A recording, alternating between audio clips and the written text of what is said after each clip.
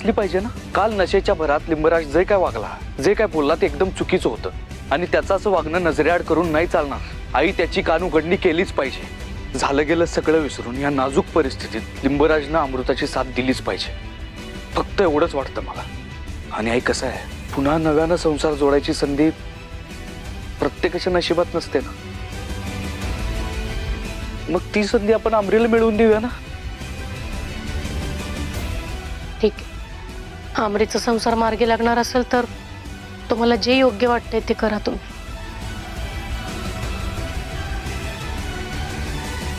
आई हे बघा, आता तुम्ही जास्त विचार करू नका।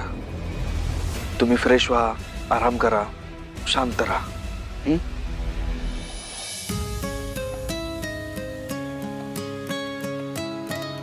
तिच्या पोटातलं बाळ माझं नाही आहे। दात्याच्या माणसांनी आग लावल्या। इतक्या कष्टानं उभं केलेलं घर एका क्षणात जळून गेलं।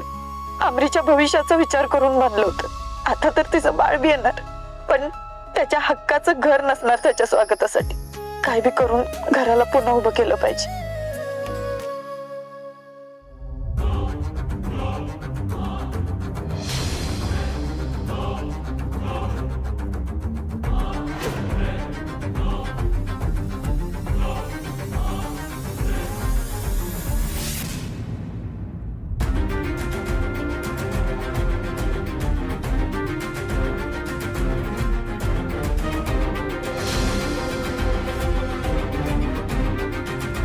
माझ्या भरल्या घरात बाहेरच्या लोकांनी आसवं गाळलेली मला चालत नाही।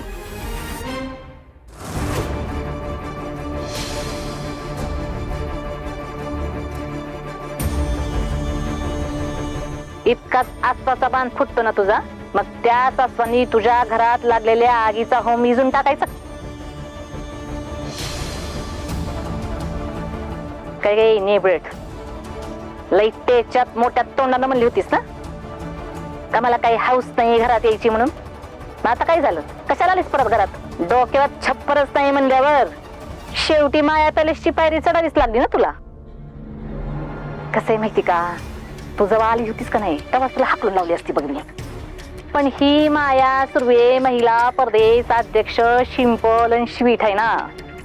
समाजात मान आहे माझा, नाव आहे, रुतबा आहे। तर तुझ्यासारख्या दारात आलेल्या निराधार गरजवंताला उपकार करायच्या विचारानं घरात येऊ देते, तेव्हा ह्या घरात आश्रित म्हणून राहायचं। ह्या घरची सून बनायला जायचं नाही।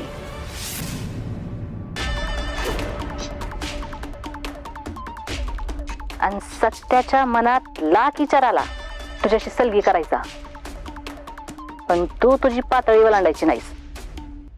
आणि अजून एक गोष्ट, मला उलट उत्तर द्यायच्या भानगडीत पडायचंच नाही, नाहीतर तुझ्या सकळ तुझी ती माय माऊली आणि 2 जीवाची भावली डायरेक्ट घराच्या बाहेर जा। कसं मी फेकलेल्या तुकड्यावर दिस काढायचे तुम्हाला,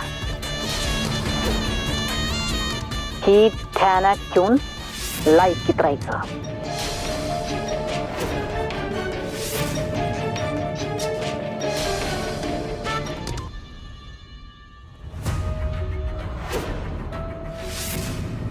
मम्मी साहेब, आम्ही इथं तुम्ही टाकलेल्या तुकड्यांवर जगायला नाही आलो। जसे तुम्ही स्वाभिमानी आहात तसं आम्ही पण आहोत।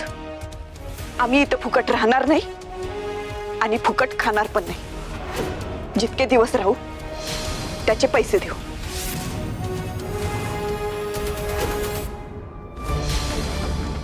काय म्हणलीस? पैसे देणार म्हणजे ती भारती सरकार येणार होय? वा वा वा वा वा वा, ए नेबट, अगं आयुष्यात पहिल्यांदा हुशारीचं काम केलेस बघ तू। किती पैसे देणार? तुम्हाला किती अपेक्षित आहेत? मी मस्त लाख सांगेल। तुझी लायकी आहे का तेवढी द्यायची? मम्मी साहेब, मी एक प्रामाणिक पोलीस आहे, त्यामुळे तुम्हाला 20,000 देऊ शकते। काय म्हणलीस? 20,000? म्हणलं होतं का नाही? आली का नाही लायकीवर? अगं माया पॅलेस मध्ये राहणार आहे तू. आणि हे बघ, तुम्ही 3 जणी आणि त्या भाऊलीच्या पोटातलं बाळ म्हणजे एकूण 4 जण झालात का नाही? मग 4 मध्ये फक्त 20,000 वय. अगं तेवढं तर 1 टायमाचं जेवण मिळेल तुम्हाला. 2 टायमाचं घ्यायचं असेल ना तर 40,000 रुपये द्यावे लागतील.